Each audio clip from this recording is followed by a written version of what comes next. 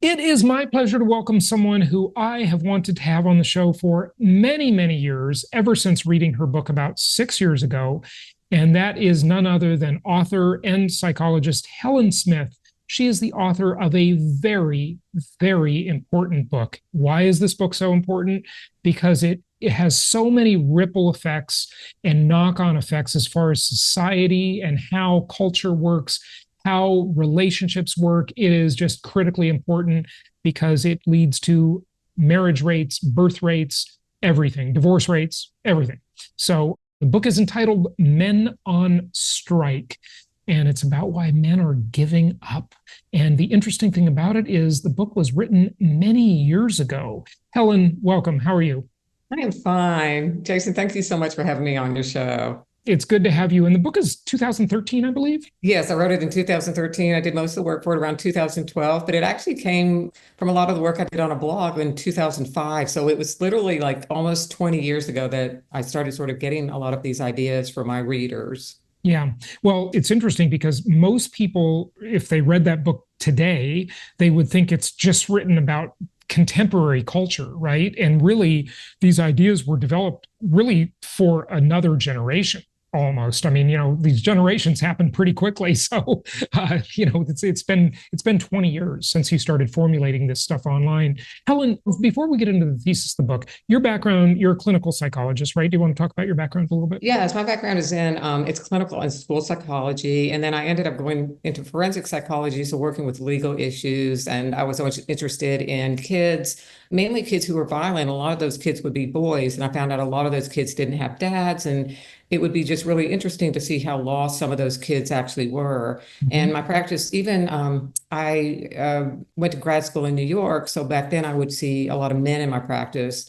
And at one point in my practice, when I was in my early 20s, I dealt with a man who was in a wheelchair, and his wife was beating him. And at that time, I was trying to get help for him, but there were no resources available. And you think to Because yourself, nobody cares about men. nobody cares about men. That's Yeah. how bad it was. Like, even Yeah. if a man is being beaten who's disabled, Yeah. nobody would help. And that's when I really started thinking about all of the things that men go through in our society and how just nobody really cares about, honestly, the average man in our society. Or even, people think, oh, well, if you're rich or if you're, it doesn't matter. All men in our society are susceptible to just an anti-male bias that kind of goes across all demographics. If you're male, like, you can have problems today. Even this really didn't start 20 years ago. It probably started more like, I would say 40 or 50, starting that 60 sort of transition where I think there was just such a feminist movement, and there's been such a focus on women and girls and what they need and want, which maybe at the time, I mean, there's Yeah. debate about that, was necessary. However, I think it's morphed into this anti-male, toxic masculinity that so many men are having trouble with today. And our culture and our society is suffering as a result of so many men just, I don't want to say bailing out, because I think that sounds, I called my book Men on Strike. But if you want to know today, I think that men, they're not opting out. Men are finding new ways to live in the world that are positive for them. And that's what my new forthcoming book will be about. The Okay. And happiness. what's the title of the new book? The new book is His Side. It's Men Speak Out on Dating, Marriage, and Life in America. And that was sort of a book that I thought about, 10 years, it's been like, what now, 12 or 13 years since I wrote my last book. And one of the things that's so fascinating to me is what I found with men is the young guys are smart now. I mean, maybe you interact with them in your work, I hope, but a lot of the guys, especially those younger men between 18 and 29, when I went and interviewed men, I broke it down into younger men who were 18 to 34, more middle-aged in the 30s, 40s, and then older men. But what I saw with the younger men is they are very, very aware of what's happening to them today with the discrimination and the things that are going on. And when I wrote my book in 2012 and interviewed men, a lot of the young ones didn't really understand at that point. Yeah. So if a woman is listening to this, she's probably tuning us out right now saying, Oh, oh, this sure. is preposterous. Are you kidding? Throughout Sure. history, women have been the disadvantaged class and men ran the world. And, I think that's true largely, right? Women had their things too throughout history too. Okay. I mean, they weren't always such victims as they're portrayed, but whatever, right? Certainly the scales got balanced and now they're imbalanced again. So your new book is, did you kind of do this as a survey of men? It sounds like it's a bit of a It was survey. really more in-depth interviews because I think what happens is a lot of people write books about men and you'll see them and there'll be like statistics about men. What people don't do is ask men themselves. And people Mm-hmm. always say, why is a woman writing a book? It's because I always had an interest in men, and it's not coming from me. It's coming from all of the thousands of patients I saw over the years, the thousands of blog readers I've had, the men that I've interviewed. So it's coming Mm-hmm. directly, what are they saying? So I've always just been fascinated by like what is going on. So I interviewed men, and each person I would interview between 2 and 4 hours, sometimes more. And we exchange, after that, maybe phone calls, more information if I needed it, to really get in depth into how does this play out in a man's life? Like, what are some of the things that men are going through? And that could be anything from discrimination in the HR department at work, where all the men are rounded up, literally rounded up and told, if you're especially a white man, you're not going anywhere. You're going to be staying on the same level. You're not going to get a promotion, which obviously is discrimination. But remember, nobody really cares about that. It's just sort of, I think people are starting to. I think there's more Yeah, awareness today. there is. Yeah. Yes. And I think people are starting to say that DEI, all the diversity, equity, and inclusion, we're starting to see that with this administration. People are looking at that and saying, okay, this has, kind of gone on long enough. But it's not only that, it's men on day-to-day life. For example, on the college campus, a lot of the men in the new book I have, one thing that was interesting is I got to go to a fraternity house and talk to a group of men about how were they experiencing. And I have to say, all the men were very positive. There was no, people think, oh, it's the manosphere, like, oh, a bunch of misogynist men out there. Nobody was like that at all. Everybody was friendly and just wanted to share their story. So going back to what you said, if a woman was watching this, rather than tuning out, I would say there are so many people out there, from your sons to your, brothers, to people who are dealing with real issues. And we see today that so many men are committing suicide, are depressed, are living at home with mom and dad, and people are like, why? And I guess my book is the story of why, what's happening, and what are Yeah. men, what's the why, and how do men feel about what's going on? Because I think we ignore it to our detriment. It's very poor, like you said, for Yeah. society, for everything.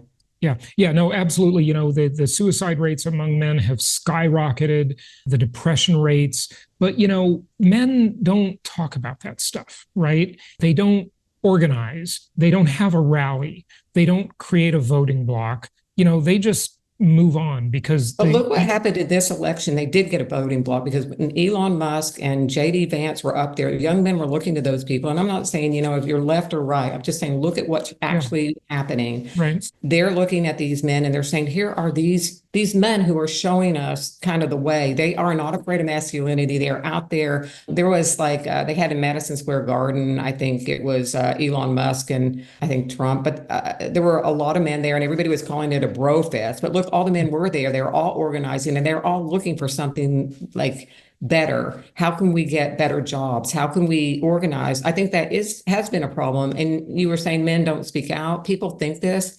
Men do speak. Nobody wants to hear it. If the man tells a woman what he's thinking, he's getting a divorce. Mm-hmm. He's not going on a date. And, if a man started crying about all his problems, do you really think a woman is, Yeah. how many are going No. to live? Yeah. No. Women, they don't care. Okay, like they don't care.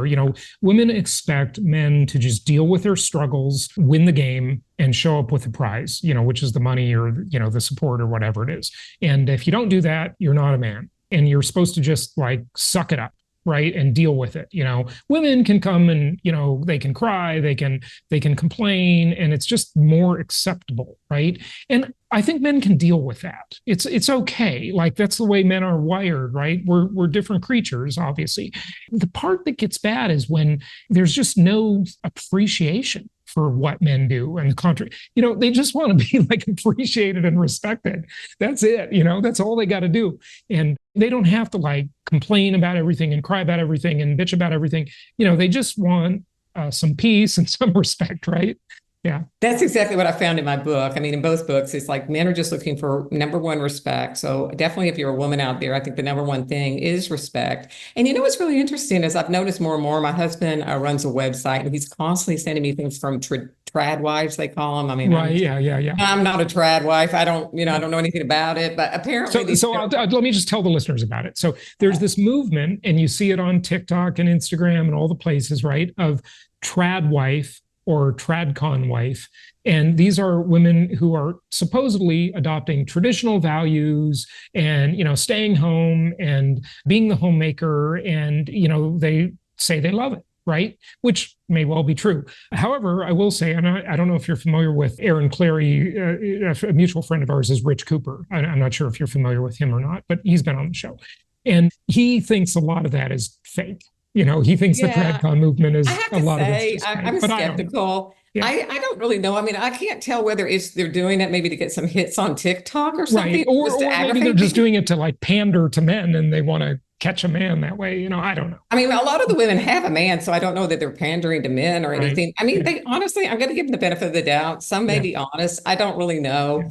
It doesn't matter, but the movement's out there and it's a thing. So what were you going to say about it? Well, I was just going to say, at least some women are talking to other women about how to have some respect for men, because that seems to be their basic message. But I don't think it has to be any fake thing. I think men are just looking for some peace and quiet and a nice woman who likes them and is, I mean, I know it sounds awful, but this is awful, but here's the way I see it. Women are looking for this idealistic situation where there's a 6-foot plus man making, all the money, this whole thing with a 6-pack and all that. And all a man is usually wanting is just some woman who might think of maybe helping him cook or making him some dinner, or that maybe just likes him and might appreciate something he would do.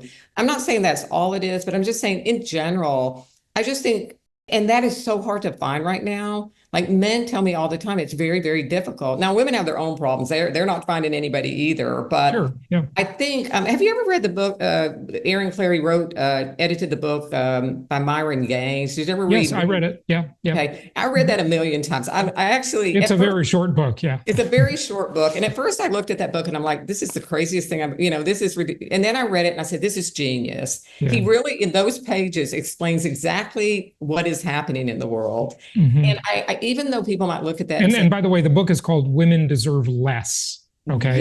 Yeah. Women deserve less. And it's a very, and I'm sure it doesn't sit well with women or whatever. It does not sit well with women. No. And I've watched that podcast, Fit and Fresh. And I mean, it's out there. I agree, of course. But that's the younger movement. And that's, younger people are much more base, right? Than older people. So it's fine. It's just everything they do is like that. It's very, it's very rough. Okay.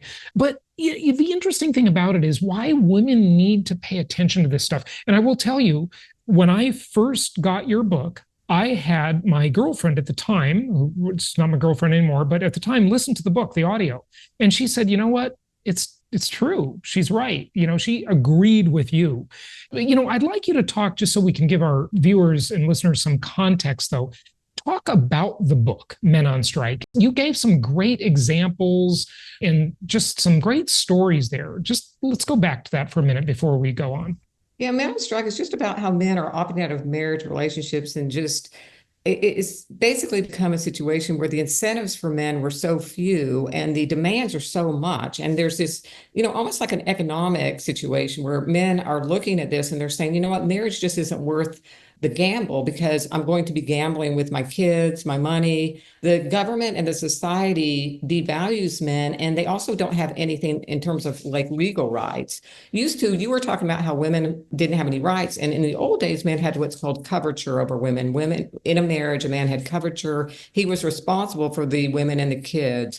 However, that responsibility also came with the fact that if his wife did anything, broke the law, he himself would have to pay and go to jail. So in some sense, men were also in a bad situation, right? It's kind of like having a minor child. You're responsible. Yes, which of course this is all, good thing this has been, it's been updated. But now if we actually look at it, I talk about in the book, there was a professor, a law professor, Michael Higdon, who talked about the fact that coverture is held by the woman now. So women now hold all the rights in marriage. Mm-hmm. And I do think that is changing just a little bit. But when I wrote my book, it was like 80% of women were getting custody of the kids. Yeah. Remember, alimony is only paid by 3% of women. It's mostly 97% of all alimony, which I think is antiquated. I mean, were you supposed to pay somebody the rest of your life because you made the mistake to marry a person you don't want to be with? And, you think about that. And it's just that at any time the woman, I have had so many stories of men from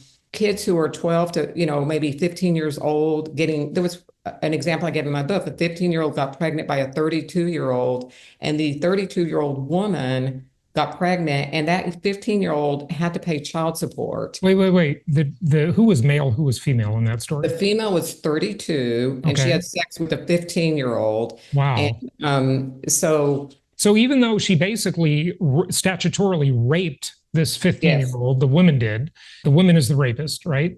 And yes. the man has to pay child support.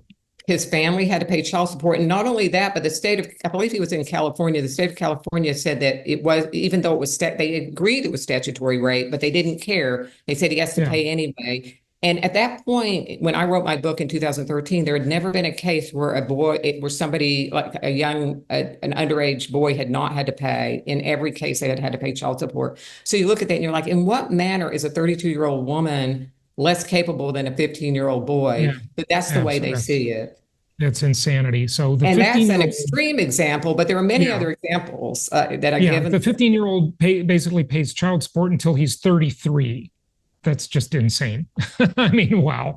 But what's worse than that? Well, maybe not worse than that, but it's just egregious is when I see these court cases where Helen, it's estimated that 10 to 25% of children that men are raising are not their children, right? They don't know Yes, that because only the woman is in control of the birth and the right. conception and really knows, okay? These women have cheated. And I will tell you that I have a story of an ex-girlfriend who did exactly that. And she was going to commit paternity fraud. She told me the story, but she said that her husband at the time that she later divorced didn't look enough like the other guy. So she didn't think she could pull it off, if you can believe that, right? So what happens though is it's bad enough that paternity fraud would occur, right? But then the victim of the paternity fraud, the man who was raising someone else's child for all those years, has to pay child support after the marriage ends for a kid Right. that's not even his. The Right. courts have ruled that way many times.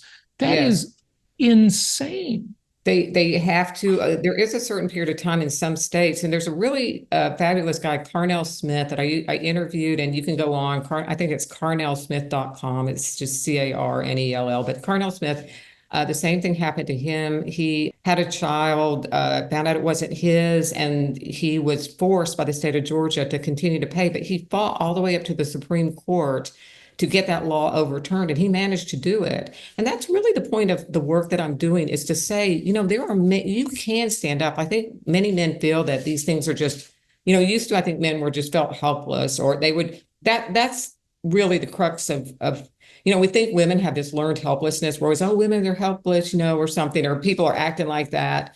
It's actually men, and men have such learned helplessness. They don't even try to do anything, because when I would talk to Right. men, especially when I did my first book about these situations you're describing, they'd just be like, well, what could you do? And the anger and the frustration they have is so real and so damaging and so psychologically depressing for people. And it is outrageous, but I do think some of these things are changing. I think some of the laws are changing. One of the things that I really do appreciate is Well, the many. law is always the slowest thing to change, though. It's It just is. The scary. culture Oh, yeah. changes first. And that's why I think it's so important for us who care about men, all of us, whether men or women, it doesn't matter. I mean, everybody, sometimes people get kind of annoyed. They see, like I said, a woman coming out to speak up. But I think everybody who's concerned, I think it's so important, because the way, like you said, culture runs downstream from, it's the culture changes first, and then the politics, then the laws. So how do we change it? We change it by being aware, making it educated, and helping people understand what's really happening, and so that the laws can change. And one of the ways they've changed it is more and more men are fighting. They're fighting for custody of their kids in ways they used to just wouldn't do. Yeah, right. Exactly. Here's the thing, though. I want women to understand that it's really important that we get this straightened out, because both parties are losing. Okay. That's the thing. To make any deal in life, right, it has to be a win-win deal, or it's never going to work. When you go into a business deal, when you buy a property, like, both sides have to win, or the other one's going to go on strike. Okay, they're just not going to do the deal, and that's what's happening, sadly, with marriage. And this has such huge knock-on effects for society and the economy and health and crime. I mean, it's just so important that we get this straightened out. If women want a good man, this has got to come back in balance. Or, men, But we like also have as to your understand that book we says, have to men are do going this on strike, right? not Yeah, just for women, because everybody yeah, talks about for women. I guess my goal here is to talk to men directly and to say, you know what, you yourself can stand up. It isn't just about women. I right. believe very strongly that men, like, they're autonomous beings and people deserve to live in a fair and egalitarian society. And if men, and to, like you said, it's not just feeling respected, it's going in places. And say you go to college, from every day of a man's life, from when you're a little boy and you don't see a male teacher to you don't have a dad. Remember, 43% of boys in this country are being raised by a single mom.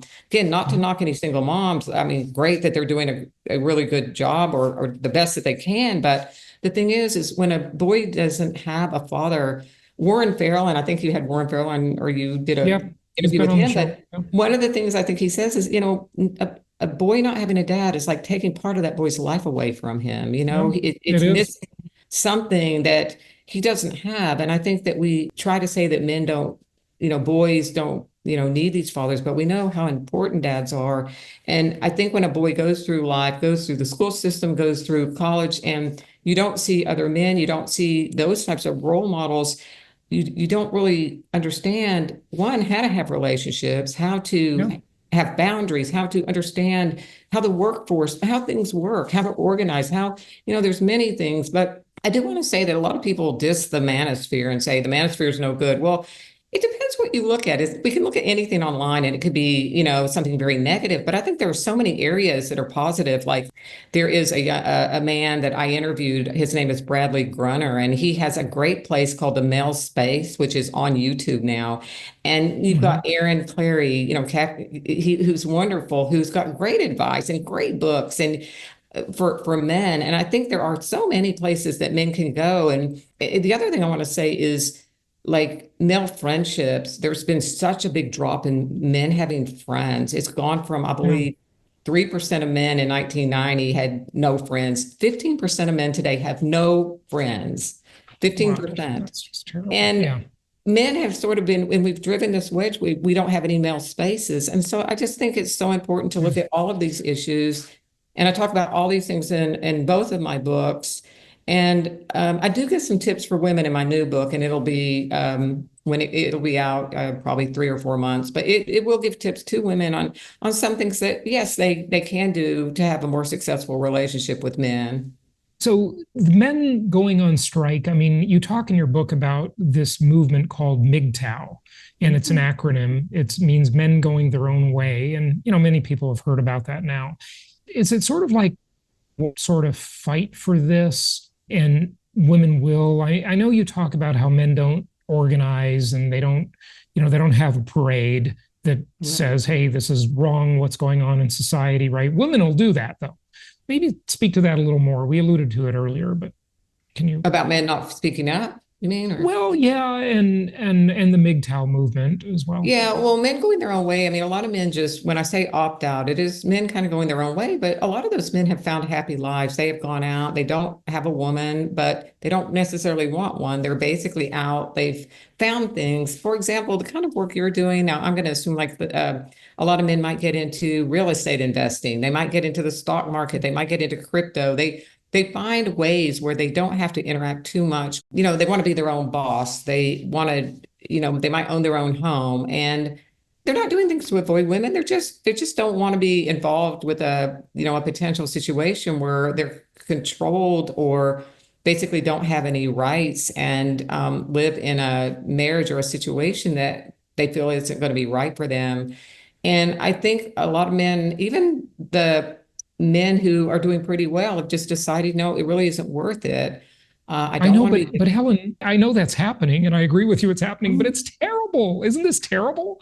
You know? Um, Uh, is it terrible for the individual man to say that I'm happy and I'm out there? I don't really know. Is it terrible for society? Yes. If you're talking about the Western society and you're talking about the crush of civilization, hopefully there'll be some men that are still interested in being married. And if we can turn this around, and I think it is, and here's what I want to say is actually the men who are college educated, the college educated people are getting married more and more. So really what's happening is men who are making less and less money are left out in the cold. And that's what a lot of men said to me is that the average man is sort of left out in the cold. But if men are like, they have a college degree, and a lot of women don't want a man without a college degree. And we know but more. here, let me just speak to the problem. The colleges are mostly attended by women now. Men Yes. aren't going to college. They right? don't go to college, and they're almost 60% now women. When I wrote my book, it was 55, 45. It's now 60% Right. of the colleges roughly are women, 40% men. Men are finding other things to do. One of my relatives, in fact, he's 22, and 4 years ago, rather than go to college, he went and got a welding degree. He's doing great. Yeah. He's amazing. And a lot of those blue collar trades are very lucrative. Those guys do make a lot of money, some of them, but women. But here's the problem. The women don't want to. A lot of the them. women, sometimes they do, but a lot of women are looking at that like, oh, well, they're only a welder. And it's kind of like, to me, I'd be like, oh, that's really cool. But not everybody feels that way. So if women only want a college educated man, that's going to be harder and harder to get. So I think women maybe need to not lower, because I don't think it's a lower expectation. I think, I don't know, to me, that's a really, the trades are really cool jobs. And yeah. the thing Well, is, most women don't feel that way. Okay. So no, it's not most of them.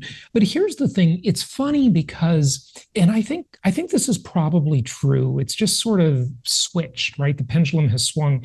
A long time ago, I heard about something called centerfold syndrome.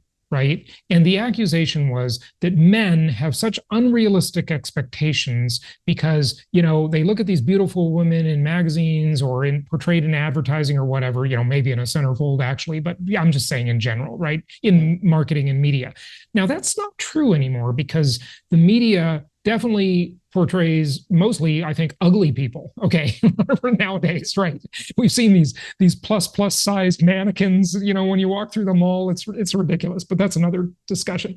But the funny thing is, men were always accused of being the players, the cheaters, the ones with unrealistic expectations. Right now, that has flipped. If you ask me, women are the cheaters, the players, and the ones with the unrealistic expectations now.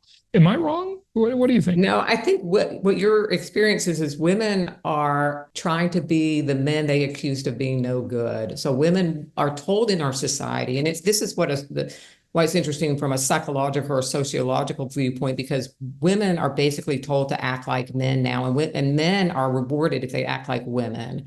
So it's a real problem because men in general don't want to act like women, but they're told that the only thing, for example, we're told now that all skills need to be soft level skills. Soft level skills being you have to have empathy and you have to know how to talk to people and you have to know how to communicate. Emotional intelligence. Yes, emotional intelligence. And you think coming from a psychologist, but you know what? Emotional intelligence, and people look at it and they think that in today's world, only women, any intelligence is only good if it's a female intelligence.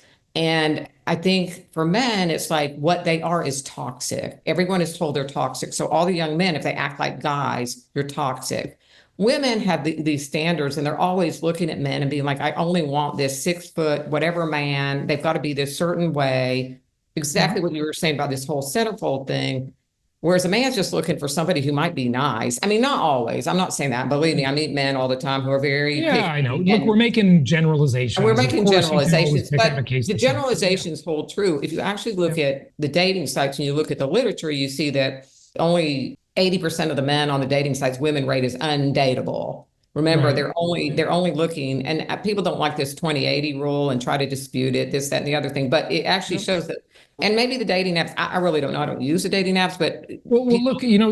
The nice things about having those apps available. One of the founders of OkCupid actually wrote a book about this, right? And you probably know about this book. I read it a long time ago, and it's really interesting. The stats. Now we actually know how many times men have to approach to get a response, how many times they have to approach to get a date, and the statistics are abysmal. Like they're terrible. Why would any man use those apps? It's just demoralizing. Okay. And it just doesn't work for men, right? So the companies, the biggest one is Matt. I think it's called Match, that owns Match.com and all the they own a bunch of others. I think the company is just called Match. They're struggling. I mean, they are really struggling. These app companies, their business is nowhere near where it used to be. So they're very concerned about it, as they should be, because the whole thing just isn't working for both sides.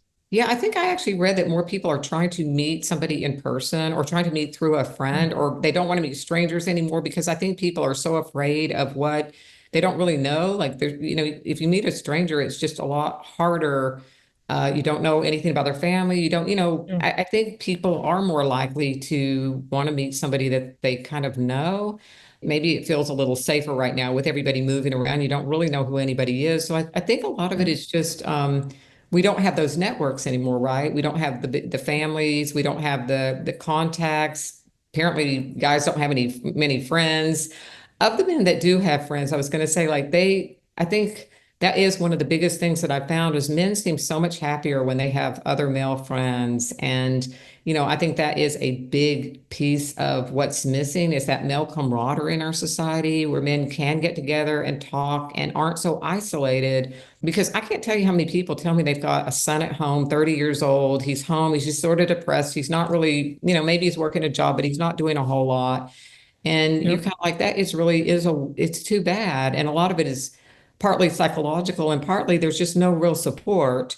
A lot of men told me, and you can appreciate this, there's a lot of this has to do with risk. Young men now aren't willing to take the kinds of risks people used to take. And I don't know if you've ever read the work of Jonathan Haidt, who wrote the book, The Anxious Generation. He's a No, social I haven't. I've psychologist. heard of him, but I haven't. Yeah, he's around a lot. He's at NYU, had a #1 bestseller this year, The Anxious Yeah. Generation. But he talks a lot about how risk taking has really dropped, particularly for young men. More young people are, they're what girls used to have very low risk taking. And now he finds that both sexes don't want to take risks, right? Men are becoming more like Mhm. women and that they don't want to take a risk. So when you look at it, maybe men don't want to take a risk with a relationship or they don't want to take a risk. Even in the work you're doing, I would think that in real estate investment, for example, it's mostly made up of men, but Oh, no question about it. I yeah, can tell you it's that for sure. I 70% mean, men, our right? audience is like 70% male. Yeah. Yeah, well, the reason is because men are more willing to take a risk. But what do we do when those risk takers go farther and farther down with each generation that comes up?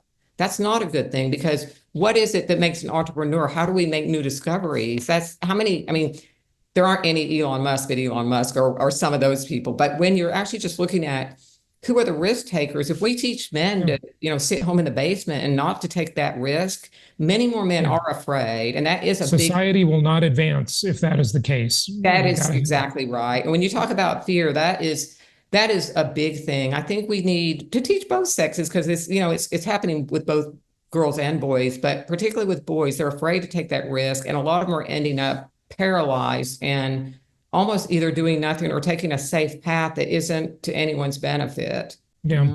What would be the main couple of points you want to make before we wrap it up, found in the book or in all of your research, Helen? What I want to say, first of all, is men love women. That was the biggest thing that I found is every time I interview or talk to a woman from my last book to this book, men really, really respect and like women. And I think that if women could have a little bit more compassion and understanding for what men are dealing with, yes, that would help, but that's a big ask.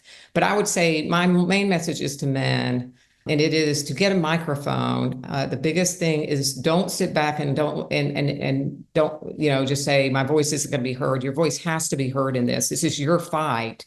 I mean, a lot of us are right there with you, but it is your fight, and do not back down. Go forward, and don't let people tell you you're toxic.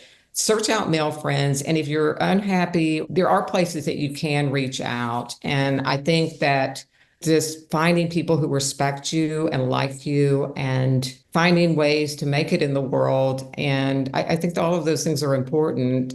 You mentioned before about the lack of male spaces because, it's literally illegal to have a men's only It's country club illegal, or whatever, right? right? Yeah, Right. It right. is. But Yes. the funny thing is, when women make a group, men don't try to break into it. No. Like women will try to break into the men's group, but men don't try to break Well, into do the you know women's that group. of the million Boy Scouts that are out there, 196,000 Boy Scouts are girls? Now they're just scouts. Yeah. They're just scouts. I'm like, Yeah. but boys aren't allowed to join the Girl Scouts. Yeah, the thing is, we go on and on about how men don't have any friends or this or that, but they've done away with all male spaces where anybody can meet. There's no male, there used to be male lodges. Those, everybody just looks at you like you're some kind of a just aberration if you've got any kind of male space. And people go along with this. When you look at the polls, they find that most people think women should have their spaces. And some people, mostly Republican, believe men should have some spaces. But most people are really, mostly think girls should have their spaces or women, but men also need their spaces. And I think that Right. these are things that we could work on. And honestly, some of them may be governmental and legal aspects that we really need to focus on in society. The other thing I want to say is I used to not really be big on single sex schools, but of all the men I talked to, which wasn't, again, a huge sample, but the men I talked to who went to a single sex school said it was the best thing that ever happened to them. They understood what it was to be a man. They understood boundaries. They were around other men, and it really helped them to relate to women and to have better relationships. Yeah, that's very interesting. Do you have any advice for men about, any hobbies they should take up, or, where they can have that camaraderie with other men? A lot of men actually I talked to are just going around and they're doing pickup basketball, pickup pickleball. I know somebody was talking about their son, and he's a pilot, and he goes around and he will there's a lot of these pickup games where you can just register and go. You can find people there. A lot of men tell me they really enjoy the gym. I see lots of men having conversations. I've even seen men fighting it out at the gym. Like they'll go and but it's kind of interesting. They'll be like really upset about something and talking to their friend and then doing squats. And I think the best way to help yourself when you're down is to have, like a friend, because a lot of people mentioned going to the gym to solve a problem, but it didn't seem to be that big of a help. But hobbies, a lot of men really do enjoy the gym. A lot of men now are, if you notice, they play golf, but golf is like a huge, I think seems to be really fun. A lot of men fish if they like solitary activities, or I think there are so many hobbies and things that men do now. I'm sure there's places online that you could go to find other men that you can do things with. And I think the big thing is don't be afraid of it. Don't be like when people say like, oh, if you have a girlfriend, they get angry if you've got a bunch of friends. But, unless the friend's dangerous and or something, I think it's great for men to have other male friends and to be doing things with them. And I think that and to encourage, like if you have a son or brother, anybody, encourage men to be in groups together. I think that definitely helps. Helen Smith, thank you so much for joining us. I would highly recommend Helen's book for men and women of all ages, parents, brothers, sisters, spouses, boyfriends, girlfriends. You all need to read her book, Men on Strike. It is so important because if the men are on strike and the men aren't approaching and the men aren't making the first move, not much is going to happen. And society is going to suffer because of this. Birth rates plummeting, marriage rates plummeting, depression rates skyrocketing, suicide rates skyrocketing. This is important stuff. Helen, people can find the book in all the usual places. Your new book is coming out soon, and they can find that one in all the usual places. Do you have a social media handle or anything you'd like to share? People usually just reach me through Facebook. You can message me. You can get on my site. I have a public site. It's just Helen Smith, PhD at Facebook. You can get on there, and I'll usually answer if you have a question or concern. And you can just find my books. The new one doesn't come out for a few months, but Men on Strike is available. And then Amazon, you can you can pre-order the new book, which is his side, and it's should be out in 3 to 4 months. So I can't wait to get it. I can't wait to get it. I'll pre-order it now. Helen Smith, thank you so much for joining us, and thank you for doing your important work. Oh, thank you so much, Jason. You have a wonderful day.